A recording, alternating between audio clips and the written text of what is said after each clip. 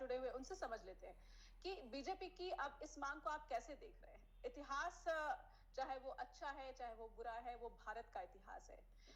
बुरे से भी सबक लिया जा सकता है, अच्छे से भी सबक लिया जा सकता है। पर देश के जो नेता हैं, क्या उस बुरे इतिहास को, कथित रूप से बुरे इतिहास को, हालांकि सपा इससे बुरा नहीं मानती है क्योंकि अखिलेश यादव भी अबू आजमी के बयान का उन्होंने बचाव किया है, बुरे इतिहास को कथित रूप से क्या नेस्ता नाबूद कर दिया जाना चाहिए, यही सही होता है? जी देखिए, आजकल जो समस्या है वो ये है कि जब इस तरह का बयान दिया जाता है जैसे कि अबू आज़मी साहब ने दिया था, उसका पूरा उद्देश्य ये होता है कि हम किसी तरह से मुसलमानों को उकसा सकें। उसका उद्देश्य सौहार्द फैलाना नहीं होता है, उसका उद्देश्य दोस्तों लोगों में दोस्ती और मित्रता का भाव फैलाना नहीं होता है, उसका उद्देश्य शांति नहीं होता है, उसका उद्देश्य होता है लोगों को उकसाना। और ये बात हर किसी को पता है। ये जो अबू आज़मी साहब का बयान था, इसको आप इस संदर्भ में देखिए। ये केवल हिंदुस्तान के संदर्भ में नहीं था। आपने कहा कि क्या हमें केवल अपने इतिहास को याद रखना चाहिए? हाँ, हमें अपने इतिहास को याद रखना चाहिए और हमें जो अपने आस पड़ोस में चीज़ें हो रही हैं उन पे भी नज़र रखना चाहिए। हमारे आस पड़ोस में हमास हमले कर रहा है लोगों के ऊपर, हमारे आस पड़ोस में आईएसआईएस आ रहा है, हमारे आस पड़ोस में तालिबान ने बड़े विकराल रूप से इस्लामी किस्म की चीज़ें फैलाने की कोशिश की।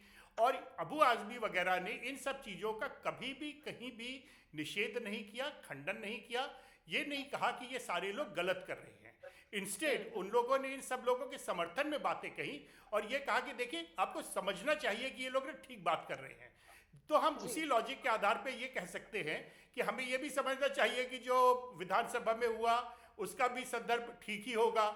हमें ये भी समझना चाहिए कि जो महाराष्ट्र में आजकल चर्चा चली है, लोगों के बीच में चिंता फैली हुई है, डॉक्टर अभय कुमार ने बड़े डिटेल में समझाया कि कैसे लोगों का जो ध्यान है वो इकोनॉमी की तरफ से हटकर इस सांप्रदायिकता की तरफ बढ़ गया है।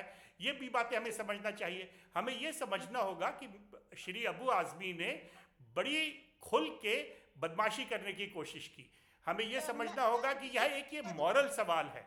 मॉरल सवाल यह है कि क्या हम लोगों के जो नासूर हैं हम उनको कुरेदते रहेंगे बार बार, और यदि हम लोगों के नासूरों को कुरेदेंगे तो क्या लोग उससे कराहेंगे नहीं, बुरा नहीं मानेंगे, वापस झगड़ा करने की कोशिश नहीं करेंगे? हमें ये बातें समझनी होंगी।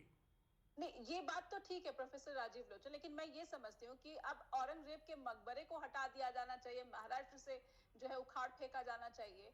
तो इसे इतिहास की दृष्टि से कैसे देखा जाना चाहिए? इतिहासकार की नजर में औरंगजेब बेशक वो क्रूर शासक था, उसके मकबरे को खत्म करके हम क्या जो है हासिल करने की, या फिर पार्टी जो है क्या हासिल करने की कोशिश कर रही है, या जनता की किस तरह की भावना को संरक्षित करने की कोशिश कर रही है? देखिए, एक और हमें ध्यान रखना होगा बात का कि जो हिंदुस्तान की परंपरा है, हमारे देश की भारतीय परंपरा है, इस परंपरा में लोग यहाँ वहाँ बैठ के चीज़ें तोड़ते फोड़ते नहीं हैं।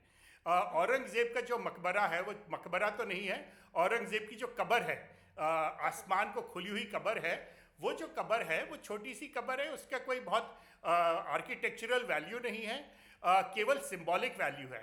और उस आस पड़ोस के जो लोग हैं वो उसको वहाँ पे संत के तौर पे पूजा करते हैं। ये कहते हैं कि ये बड़ा अच्छा आदमी था, ये कहते हैं कि ये बड़ा धार्मिक आदमी था, इसने इस्लाम को फैलाने की बड़ी कोशिश की। अब जब वो इस तरह की बातें होती हैं तो एक बट नेचुरल कि जो दूसरे लोग हैं जिनको कि ये यादें हैं कि इस व्यक्ति ने हमारे साथ इस्लाम के नाम पे इतना सारा दुर्व्यवहार किया था, वो भी बातें उभर कर आती हैं। अब जब ये बातें उभर कर आती हैं तो हमें एक और चीज़ ध्यान रखनी होगी। हम जो इतिहास पढ़ते हैं हिंदुस्तान में, ये वेस्टर्न परंपरा का इतिहास है।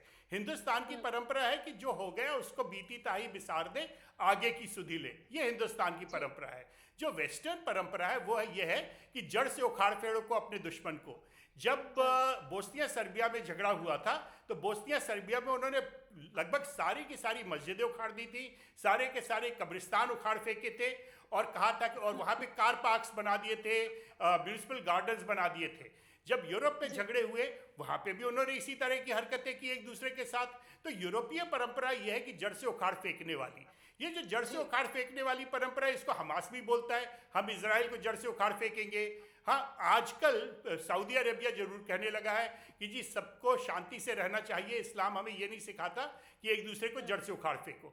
अब वो सऊदी अरेबिया वाली जो बात है वो कितनी सफल होती है, लोग इससे कितना इंप्रेस होते हैं, ये तो आने वाला समय बताएगा। पर जहाँ तक हिंदुस्तान की बात है, वहाँ बहुत ज़रूरी है कि लोगों को ऊट पटांग चीज़ों पे उकसाया ना जाए। अबू आज़मी साहब को ये बयान देने की कोई आवश्यकता नहीं थी, तब भी उन्होंने आगे बढ़ के ये बयान दे दिया। लेकिन राजीव लोचन, क्या बीजेपी को भी इस तरह के बयान देने की आवश्यकता नहीं थी? बीजेपी को थोड़ा संयम रख लेते, बीजेपी तो कोई बुरा ना होता, पर जब चूल्हा जली गया है तो उसमें रोटियां सेकने में बीजेपी को क्या हर्ज है। बिल्कुल। तो जो उनकी कब्र है, औरंगजेब की जो कब्र है, उसको उखाड़ फेंकने जैसे बयान की बीजेपी को भी कोई जरूरत नहीं थी, वो भी अपनी